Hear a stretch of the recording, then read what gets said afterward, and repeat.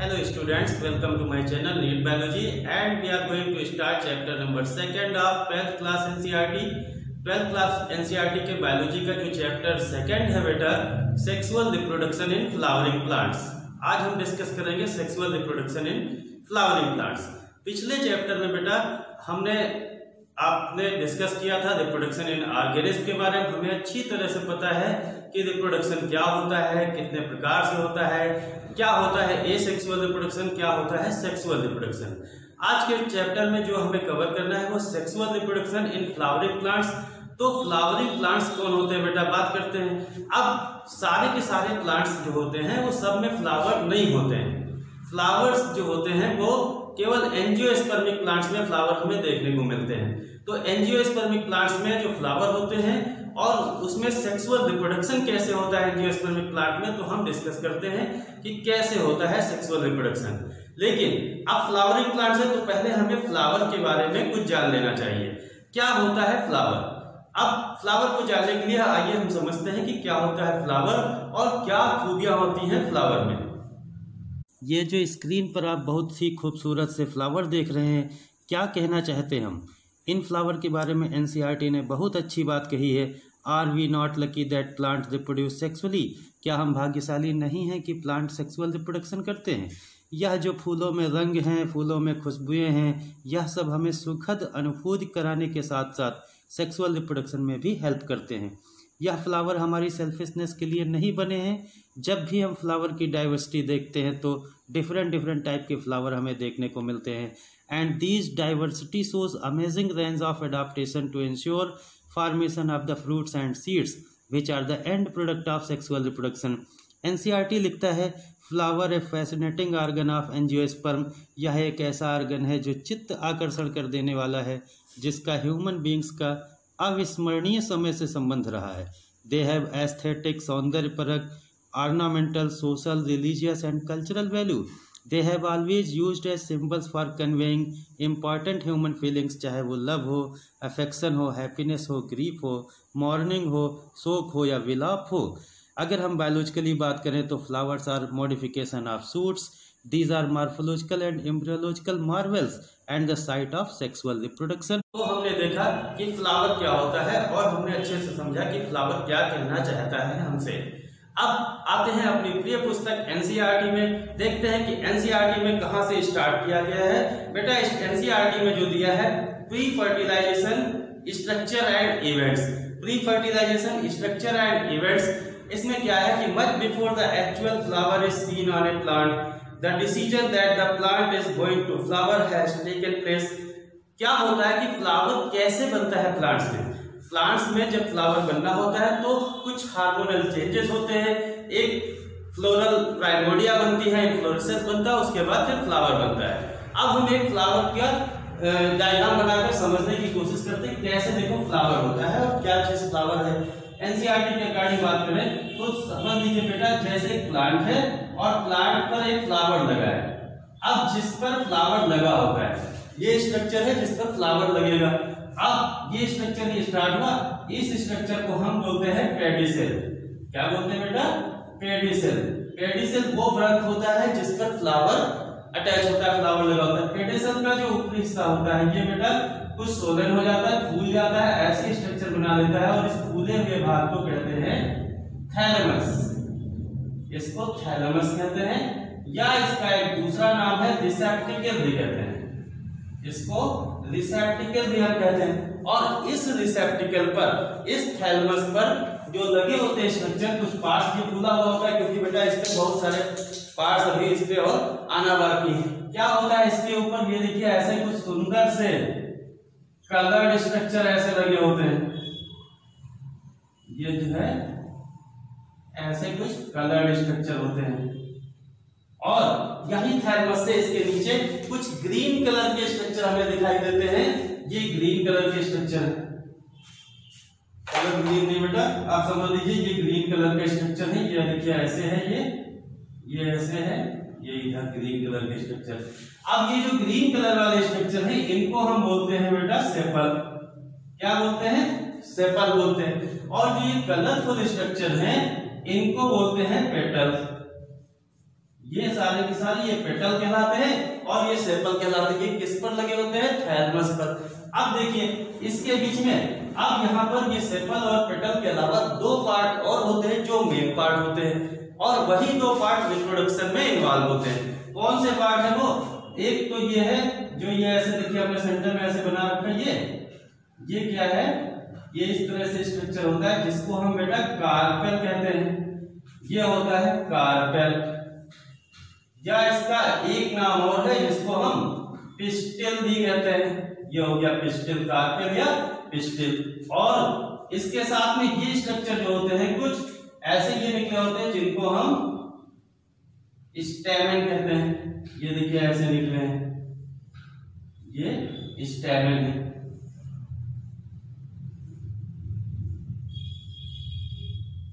ये हो गया, ये कौन सा हो गया? ये बेटा पार्ट हो गया स्टैमेन। तो हमें फ्लावर के अंदर चार पार्ट दिखाई दिए, जिस पर फ्लावर लगा हुआ है ये चार पार्ट दिखाई दिए। एक सेपल हुआ, दूसरा पेटल हुआ, तीसरा ये स्टेमेन हुआ और चौथा हुआ कार्पेल या पिस्टिल। अब इसमें जो स्टेमेन होता है बेटा ये फ्लावर का मेल पार्ट कहलाता है, जो कार्पेल होता है बेटा ये फ्लावर का फीमेल पार्ट कहलाता है। अब इतनी बात हम समझ गए कि कैसे देखिए बायोलॉजिकली डिफाइन किया, कैसे इस फिगर में आपको फ्लावर के पार्ट्स दिखे और ये हम बचपन से पढ़ते आ रहे हैं।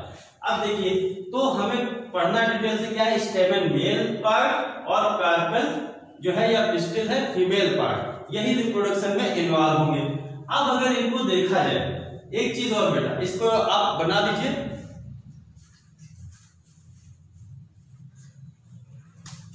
इसको अगर देखा जाए, अगर मान लीजिए हम ऊपर से देखते हैं फ्लावर को, जैसे फ्लावर लगा हुआ है ऊपर से देखते हैं तो ये हमें रिंग में दिखाई देंगे, रिंग लाइक स्ट्रक्चर देखेंगे तो हमें इसमें चार रिंग्स दिखाई देती है। सबसे नीचे ये रिंग्स दिखाई देती है, एक रिंग्स दिखाई देगी, ये होगी सेपल्स की।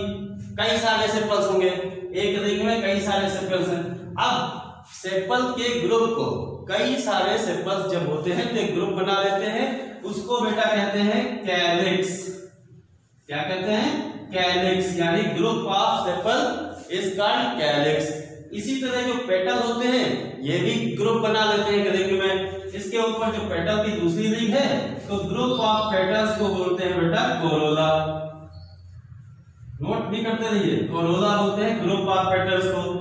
ऐसे ही जो तीसरी रिंग होती है स्टेमेन की और ये कार्पेल होता है। तो अब स्टेमेन भी कई सारे होते हैं, कई सारे होते हैं। जब स्टेमेन का ग्रुप बन जाता है बेटा तो इसको एंड्रोसियम कहते हैं, एंड्रोसियम कहते हैं।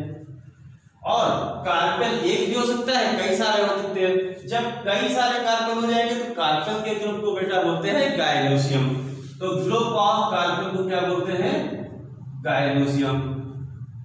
तो हमें कुछ वर्ड ये पता चले, सेपल के ग्रुप को कैलिक्स, पेटल्स के ग्रुप को कोरोला, स्टेमेन के ग्रुप को एंड्रोसियम और कार्पेल के ग्रुप को हमने बोला गायनोसियम। चाहे तो आप नोट कर लीजिए। Flower has 4 parts. एक फ्लावर के अंदर 4 पार्ट्स हमें देखने को मिलते हैं। पहला क्या है? सेपल्स जो ग्रीन कलर के होते हैं और group of sepals is called calyx. And second part is petal जो कलरफुल स्ट्रक्चर होते हैं and group of petals is called Corolla. तीसरा जो स्टेमेन होता है फ्लावर का मेल पार्ट होता है और ग्रुप ऑफ स्टेमेन को कहते हैं हम बेटा एंड्रोसियम। और लास्ट जो है वो होता है कार्पेल जो फीमेल पार्ट होता है फ्लावर का।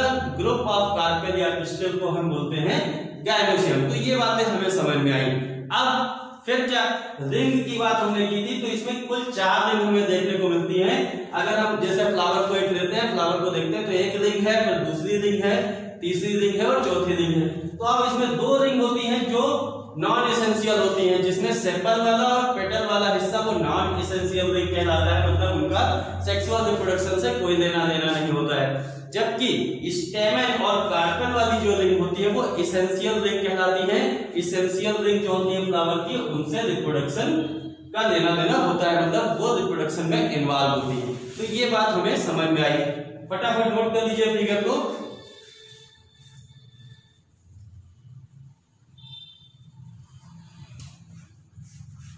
चलिए अब देखिए सेक्सुअल रिप्रोडक्शन हम समझे कि फ्लावर, अब फ्लावर में सेक्सुअल रिप्रोडक्शन, सेक्सुअल रिप्रोडक्शन का मतलब तो हम जानते हैं ना बेटा कि एक होगा हमारे पास जब मेल गेमीट, एक होगा मेल गेमीट, एक होगा हमारे पास फीमेल गेमीट, और जब मेल गेमीट और फीमेल गेमीट फ्यूज करेंगे, fusion of male and female gamete is called fertilisation, जिसको हम सिनगेमी भी बोलते हैं, और अल्टीमेटली जो इसका रिजल्ट होगा वो सेल बनेगी, वो कहलाएगी जायगोट। जायगोट बन जाता है। तो गेमीट का फ्यूजन, मेल और फीमेल गेमीट का फ्यूजन होता है सेक्सुअल रिप्रोडक्शन में और बनता है जायगोट। ये बात हम अच्छी तरह से जानते हैं। तो जायगोट का बनना और मेल और फीमेल गेमीट का फ्यूजन होना, ये कहलाता है सेक्सुअल रिप्रोडक्शन। अब प्लांट्स में सेक्सुअल रिप्रोडक्शन करना है हमें, फ्लावरिंग प्लांट्स में सेक्सुअल रिप्रोडक्शन को समझना है। तो कैसे समझेंगे इसको, हम देखते हैं बेटा कि अब लेते हैं इसके मेल पार्ट को, इसको मिटा देते हैं बेटा, और मेल पार्ट को हम लेते हैं, अलग करते हैं इस फ्लावर से, और मेल प्लांट्स के मेल पार्ट पर आते हैं।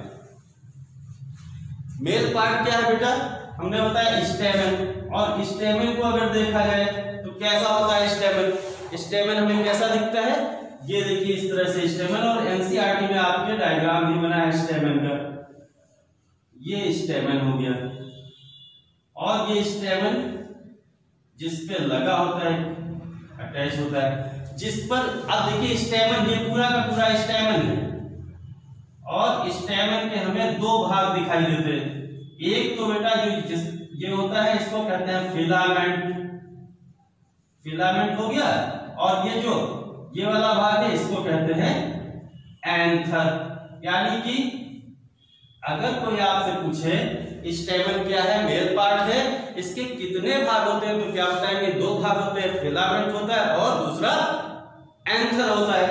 एंथर जो होता है बेटा, ये इसमें देखिए एक लोब ये आपको दिखेगा और ये दूसरा लोब दिखेगा, तो टोटल कितने लोब हो गए, 2 लोब हो गए, 2 लोब हो गए, इसलिए एंथर को हम बाइलोब्ड भी कहते हैं।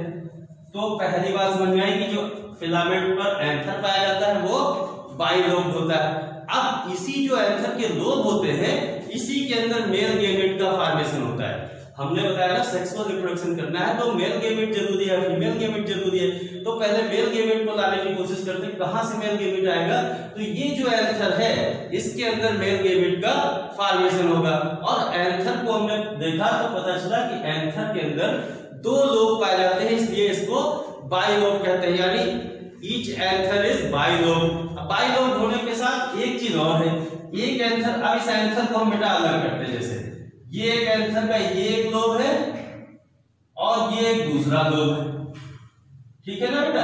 अब इस एंथर में भी जो एक लोब है इसके अंदर 2 चैम्बर हैं, इसको हम थीका बोलते हैं, और इसमें भी 2 चैम्बर हैं। तो ये एक थीका हो गया, मान लीजिए एक थीका 1, और ये कौन सा है, थीका 2, यानी एक लोब के अंदर हमें 2 थीका दिखते हैं। तो 2 लोब है, 2 लोब के अंदर कितने थीका दिखेंगे, अगर हम इनको साथ में कोशिश करें बनाने की तो 4 थीका हमें देखने को मिलते हैं। एनसीईआरटी में मेंशन है कि each anther is bilobe and dithecous. Dithecous होता है मतलब 2 थीका हमें देखने को मिलेंगे, एक लोब के अंदर 2 थीका, मतलब each anther is bilobe and each lobe has 2 theca. तो इस बात को ध्यान रखिएगा बेटा कि एक लोब जो है वो 2 थीका रखता है, कुल 2 लोब होते हैं तो हमें 4 थीका देखने को मिलते हैं। अब स्टेमन जो होता है बेटा, स्टेमन ये लगा कहाँ होता है, तो स्टेमन जो है वो थैलमस से निकला होता है, थैलमस से अटैच होता है।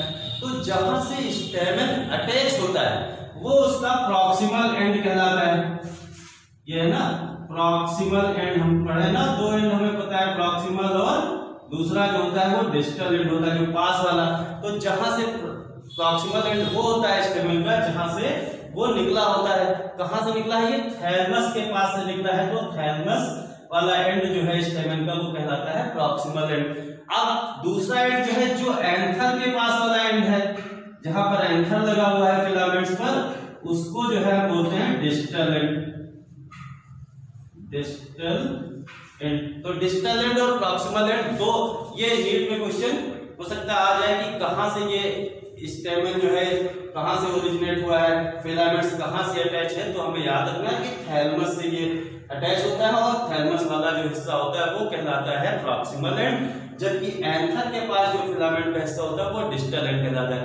एक चीज कभी कभी अभी थैलमस पर पेटल्स भी निकले होते हैं, तो अब कभी कभी कुछ कंडीशन ऐसी हो जाती है फ्लावर्स के केस में, प्लांट्स में, कि वो जो स्टेमन होता है वो थैलमस से ना निकल के पेटल्स से निकला होगा। मान लीजिए यहाँ पर ये पेटल्स है और इस पेटल से ये जो है ये ऐसे लगा है, पेटल से निकला हुआ है, तब ऐसी कंडीशन को हम बोलते हैं बेटा एपीपेटलस, एपीपेटलस कंडीशन। तो एपीपेटलस कंडीशन याद रखिए, क्योंकि जब कभी स्टेमन जो है वो पेटल से ओरिजिनेट हो रहा होता है तो उस कंडीशन को हम एपीपेटलस कहते हैं। तो इस अब दोनों लोग एंथर के दोनों लोग जो होते हैं बेटा ये सेपरेट होते हैं और ग्रुप के द्वारा एक खांच होती है, ग्रुप है जो इनको सेपरेशन का काम करती है, और ये लॉन्गिट्यूडनल ग्रुप होती है, लॉन्गिट्यूडनल ग्रुप होती है। और जो ये फिलामेंट है एंथर से जुड़ा होता है ये कंडक्टिव द्वारा जुड़ा होता है। अब काम क्या करता है फिलामेंट, फिलामेंट एंथर के अंदर बेटा, इसी एंथर के अंदर मेल गैमेट का फॉर्मेशन होगा, तो उनको चाहिए कुछ ना कुछ खाने को तो चाहिए ना, तो वो न्यूट्रिशन प्रोवाइड करने का काम जो है वो फिलामेंट करता है। फिलामेंट एंथर को न्यूट्रिशन प्रोवाइड करता है, वहां पर जो है माइक्रोस्पोर बनेंगे, मेल गैमेट हम आगे बात करेंगे मेल गैमेट कैसे बनेंगे। तो ये बात समझ में आई हमें एंथर की। तो अब देखते हैं नेक्स्ट, अब इस एंथर को और डिटेल से अगर देखा जाए तो एक चीज इससे पहले हम बता दें आपको, जो फ्लावर होता है बेटा, मान लीजिए एक फ्लावर, एक ये फ्लावर है,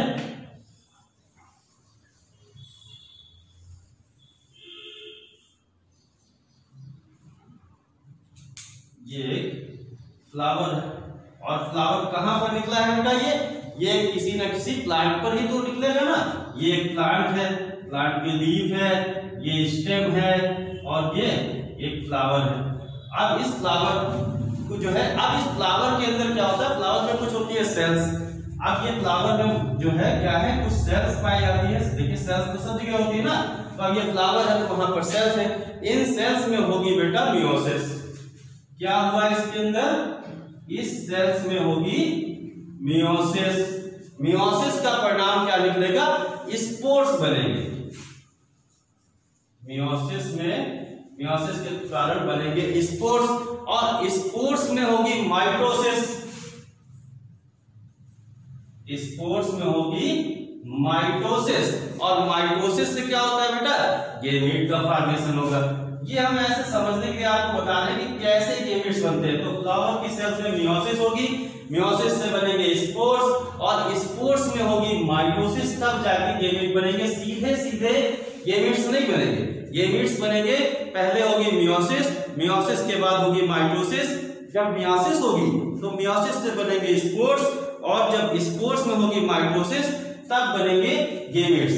अब क्वेश्चन मान लीजिए आपसे कोई पूछा जाए कि प्लाइडी लेवल क्या होगी, तो एक चीज ध्यान रखना बेटा, जो गैमीट्स की प्लाइडी होगी वही स्पोर्स की प्लाइडी होगी, क्योंकि माइटोसिस से प्लाइडी चेंज नहीं होती है। नोट कर लीजिए कि माइटोसिस से प्लाइडी चेंज नहीं होगी, जो प्लाइडी स्पोर्स की होगी वही प्लाइडी गैमीट्स की होगी। जब चेंज हो जाएगी ना मियोसिस में तो हाफ हो जाएगी, और ये चेंज हो जाएगी तो सब गड़बड़ हो जाएगा, तो ये चीज याद रखना। अब प्लांट बॉडी किसकी है, ये फ्लावर है तो ये एंजियोस्पर्म की प्लांट बॉडी है, एंजियोस्पर्म की प्लांट बॉडी, एंजियोस्पर्मिक प्लांट है। एंजियोस्पर्मिक प्लांट बॉडी के अंदर क्या हुआ, फ्लावर में यहाँ पर जो है सेल्स के अंदर होगी मियोसिस, और मियोसिस से स्पोर्स बने, और स्पोर्स में होगी माइटोसिस, फिर गैमीट बनते हैं। तो अब यानी कि मियोसिस से बने स्पोर्स, इसीलिए बेटा जो प्लांट्स बॉडी होती है इसको हम स्पोरोफाइट बोलते हैं। स्पोरोफाइट मतलब स्पोर को प्रोड्यूस करते हैं, इसलिए प्लांट बॉडी को स्पोरोफाइट कहते हैं। और जो ये प्लांट बॉडी होती है ये क्या होगी बेटा, डिप्लॉयड होगी। ये सब मेरे साथ साथ नोट भी करते रहिए, डिप्लॉयड होगी मतलब 2n होगा, और गैमीट्स क्या होंगे, ये हैप्लॉयड होंगे। क्यों होंगे, क्योंकि यहाँ मियोसिस हुई, मियोसिस से स्पोर्स बने तो n होंगे, अब n में माइटोसिस होगी तो n भी रहेंगे। तो इसलिए ये चीज याद रखिएगा, प्लांट बॉडी को हम स्पोरोफाइट कहते हैं। चलिए ये अलग का मुद्दा था, लेकिन आप समझ गए। और फिर अब हम आते हैं एंथर को। तो अब हमने बताया कि एंथर कैसे था, बाई लोब्ड एंथर। फिर से बनाते देखिए, ये बाई लोब्ड एंथर है, ये एक बाई लोब्ड एंथर है और ये फिलामेंट्स पर लगा हुआ है ये एंथर। अब इस एंथर को हम ऐसे काट दें, ठीक है ना। जब इस एंथर को काटेंगे तो हमें क्या दिखेगा, ऐसे दिखेगा स्ट्रक्चर।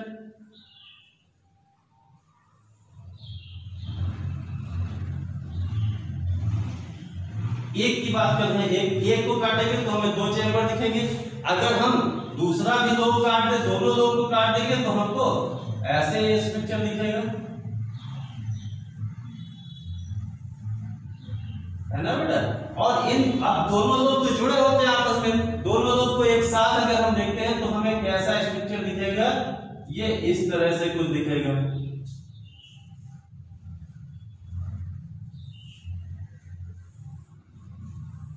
है ना बेटा। ये इस तरह से स्ट्रक्चर दिखेगा। हम इसको ऊपर साथ से फिर से बनाते हैं। देखिए, अगर इसको हम इसका जो है सेक्शन काट करके देखते हैं तो हमें कैसा दिखेगा, ये देखिए ऐसे दिखेगा,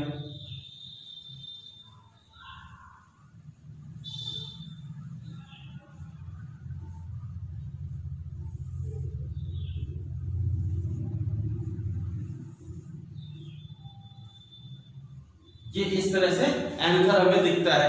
और इसके अंदर हमें 4 चैम्बर दिखाई दे रहे हैं। क्या हुआ बेटा इसके अंदर, अब यहां पर यही जो है इसके अंदर राउंडेड स्ट्रक्चर पाए जाते हैं जिनको हम माइक्रोस्पोरेंजियम कहते हैं। क्या बोलते हैं बेटा, अब ये चीज, ये थीका इसमें अगर देखिए तो ये थीका 1 हो गया, ये थीका 2 हो गया, ये थीका 3 हो गया और ये थीका 4 हो गया। इसके अंदर ये राउंडेड सर्कुलर स्ट्रक्चर होती हैं जिनको हम क्या कहते हैं, माइक्रोस्पोरेंजियम कहते हैं। और इसी के अंदर जो स्पोर्स बनेंगे वो माइक्रोस्पोर कहलाएंगे। अब माइक्रोस्पोरेंजियम के अंदर माइक्रोस्पोर बनेंगे और पॉलन ग्रेन बनेंगे। अब दूसरी चीज, इसी माइक्रोस्पोरेंजियम में माइक्रोस्पोर बनते हैं। जब ये पॉलन ग्रेन में कन्वर्ट हो जाते हैं, यहीं पर माइक्रोस्पोर से आगे पॉलन ग्रेन बनता है, इसीलिए माइक्रोस्पोरेंजियम को, ये बेटा क्या है, ये माइक्रोस्पोरेंजियम है, माइक्रोस्पोरेंजियम, इसी में पॉलन ग्रेन बनते हैं, इसलिए इसको हम पॉलन सैक भी कहते हैं। यानी कि माइक्रोस्पोरेंजियम के हैं और इसी को हम पॉलन सैक भी कहते हैं। Microsporangium is equal to pollen sac, दोनों सेम चीजें हैं। माइक्रोस्पोरेंजियम में माइक्रोस्पोर बन रहे हैं इसलिए, और माइक्रोस्पोर फिर उसके बाद जो पॉलन ग्रेन बनते हैं तो इसको हम पॉलन ग्रेन बनने के टाइम पर पॉलन सैक कहने लगते हैं। अब इस जो ये राउंडेड स्ट्रक्चर है, इसके अंदर बेटा एक प्रकार का टिश्यू भरा होता है। देखिए सब में 4 है ना, सब में टिश्यू भरा होगा और इस टिश्यू को बोलते हैं, ये टिश्यू कहलाता है स्पोरोजेनस टिश्यू, स्पोरोजेनस टिश्यू, ठीक है। ये स्पोरोजेनस टिश्यू इसके अंदर भरा होता है। अब कैसे होता है, कैसे डेवलपमेंट होता है, हम इसको समझने की कोशिश करते हैं। अब देखते हैं कि एंथर में क्या होता है। तो जो डेवलपिंग एंथर है बेटा, ये मान लीजिए डेवलपिंग एंथर है और उसमें ये बाहर की एपिडर्मिस जो पहले से मौजूद होती है, एपिडर्मिस, ये हमने बना दिया है एपिडर्मिस। ये एक सेल है एंथर की। डेवलपिंग एंथर में क्या घटनाएं घट रही है देखने की कोशिश करते हैं। ये क्या है बेटा, एपिडर्मिस है। और इसके अंदर जो भरी होती है सेल्स, कुछ भरी होती है जिनको हम मेरिस्टेमेटिक सेल्स कहते हैं। ये होती हैं मेरिस्टेमेटिक सेल्स, मेरिस्टेमेटिक सेल्स। क्या होता है इसमें, मेरिस्टेमेटिक सेल ग्रोथ करती है, डिवाइड करती है, अपनी संख्या बढ़ा देती है और इसका शेप जो है कुछ ये ऐसे जो है शेप चेंज हो जाता है। और जो एपिडर्मिस है ये कार्नर टाइप कुछ स्ट्रक्चर दिखने लगता है ना बेटा, ऐसे दिखा, ये एपिडर्मिस हो गई। और इसके अंदर जो मेरिस्टेमेटिक सेल है, इसमें कुछ मेरिस्टेमेटिक सेल मॉडिफाई होकर के कार्नर पर कुछ स्पेशल सेल्स बना देती हैं। स्पेशल स्ट्रक्चर ये देखिए बना दिया ऐसे। कुछ मेरिस्टेमेटिक सेल मॉडिफाई होकर के स्पेशल सेल्स में कन्वर्ट हो जाती है, जिनको कहते हैं आर्चीस्पोरियल सेल। क्या कहते हैं, आर्चीस्पोरियल सेल। इस तरह से डेवलपमेंट का हो रहा है एंथर का। अब ये और बीच में ये क्या है, बीच में इसमें कुछ मेरिस्टेमेटिक सेल्स पाई भी जाती है। कुछ ने अपने आप को मॉडिफाई किया, आर्ची स्पोरियल सेल बना दिया। नहीं, देखिए साहब इस डार्क कलर से लिख रहे हैं आर्ची स्पोरियल सेल। अब क्या हुआ, ये आर्ची स्पोरियल सेल डिवाइड होकर के बेटा दो सेल्स बना लेती है, दो सेल्स बना लेती है। कौन कौन सी दो सेल्स बनाती हैं? एक तो बनाती है ये प्राइमरी पैराइटल सेल, एक तो ये बनाती है प्राइमरी पैराइटल सेल, दिख रहा है ना बेटा, प्राइमरी पैराइटल सेल। दूसरी इसने बनाया primary sporogenous cell, primary sporogenous cell. तो आर्ची स्पोरियल सेल ने दो सेल बनाई, प्राइमरी पैराइटल सेल और प्राइमरी स्पोरोजेनस सेल। यहां तक हमें समझ में आया, क्लियर? अब देखो प्राइमरी पैराइटल सेल क्या करती है, ये एंथर की वॉल को फॉर्म करती है, एंथर की वॉल बनाती है। जबकि प्राइमरी स्पोरोजेनस सेल जो है इसमें होता है डिवीजन और ये बना देती है माइक्रोस्पोर मदर सेल, साथ में इसको MMC कहते हैं, या इससे पॉलन ग्रेन डेवलप होते हैं तो इसको पॉलन मदर सेल भी कहते हैं, PMC भी लिखते हैं, ठीक है।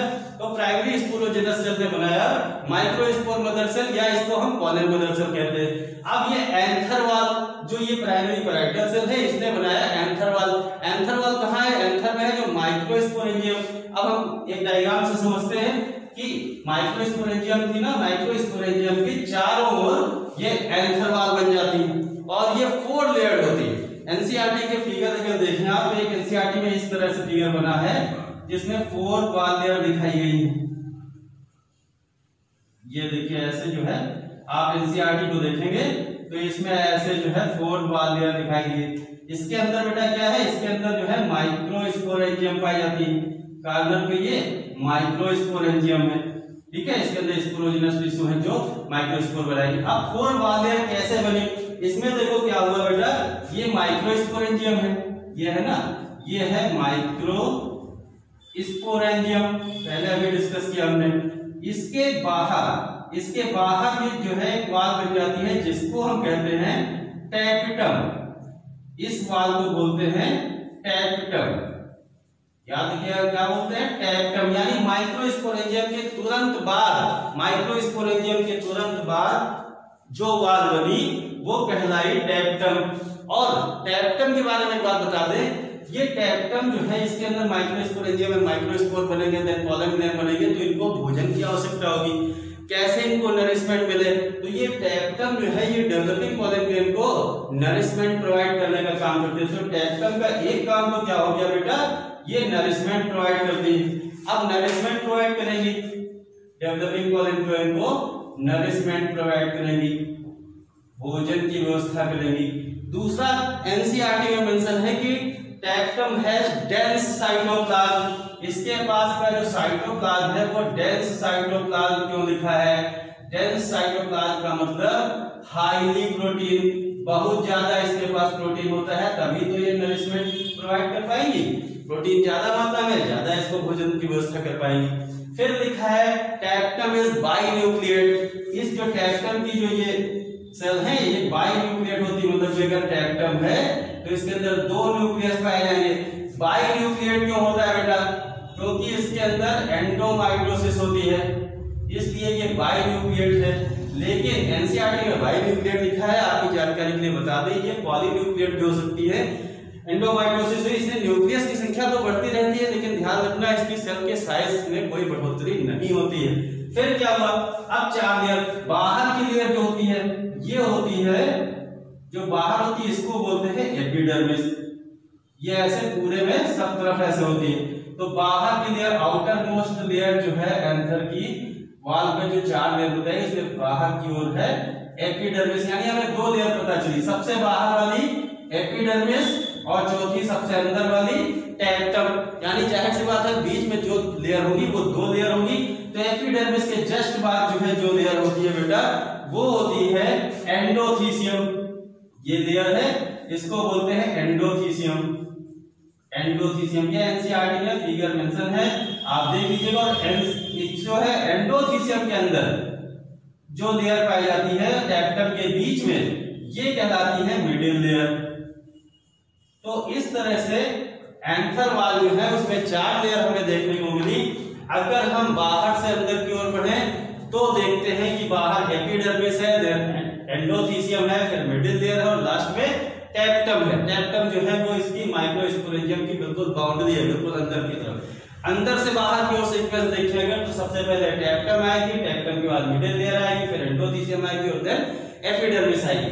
तो ये जो वाल फॉर्मेशन हुई 4 तरह की जो माइक्रोस्पोरेंजियम को घेरे रखने का काम करती हैं, ये 4 वाल हैं, जिसमें एक का फंक्शन हमें पता चल गया। टेप्टम ने क्या किया, वो नरिशमेंट प्रोवाइड करती है, हाई प्रोटीन उसके पास होता है और बाइन्यूक्लिएट होती है।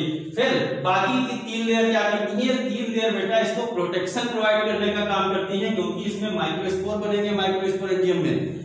डेवलपिंग पॉलन ग्रेन इसमें बन रहा है ना, तो इसके लिए इसको सुरक्षा भी देनी जरूरी है। तो तीनों लेयर जो एपिडर्मिस, एंडोथीसियम, मिडिल लेयर है, ये तीनों प्रोटेक्शन का काम करती है, साथ साथ एंथर के डेhiscence के समय भी ये हेल्प करती है। तो इसका आप स्क्रीनशॉट ले लीजिए फट से। फिर क्या हुआ, अब ये हमें समझ में आया कि एंथर के अंदर ये 4 वाल लेयर है और इनका 4 कैसे बनी, कैसे डेवलपमेंट हुआ इन वाल लेयर का और कैसे बनी जो प्राइमरी स्पोरोजेनस सेल है, उससे हमें क्या मिला, माइक्रोस्पोर मदर सेल मिली। अब माइक्रोस्पोर मदर सेल या पॉलन मदर सेल जिसको हम कहते हैं, उसका क्या होता है आगे अब हम बात करते हैं। जैसे समझिए कि ये क्या है, microspore mother cell, microspore mother cell है, या इसको बेटा बोलते हैं pollen mother cell. Microspore mother cell बोलेंगे या इसको पॉलन मदर सेल बोलेंगे, ठीक है। ये माइक्रोस्पोर मदर सेल या इसको हम बोलते हैं पॉलन मदर सेल। अब इसमें क्या ये होती है 2n, याद रखिएगा डिप्लॉयड होगी, है ना, ये डिप्लॉयड होगी। इसमें होती है मियोसिस, और मियोसिस आपको पता है ना, जब मियोसिस होगी तो क्रोमोसोम नंबर क्या हो जाएगा, आधा हो जाएगा, आधा हो जाएगा। अब इसमें जब माइक्रोस्पोर मदर सेल में मियोसिस हुई तो इससे क्या होता है बेटा, 4 सेल बनती, 4 सेल बनती है। और ये मियोसिस के बाद जो 4 सेल बनी ये इस तरह से, और ये सब कहां हो रहा है, ये सब एंथर के अंदर हो रहा है, ठीक है। ये 4 सेल हो गई बेटा, और सबका अपना न्यूक्लियस है, सबका अपना न्यूक्लियस है।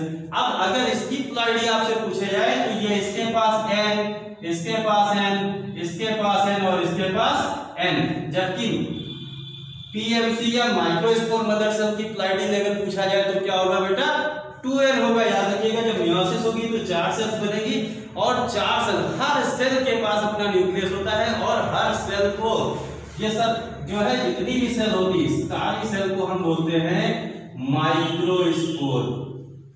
Each cell is called microspore.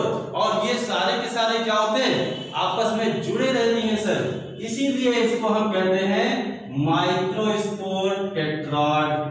4 है ना बेटा, जुड़े हैं, इसलिए इनको बोलते हैं माइक्रोस्पोर टेट्राड।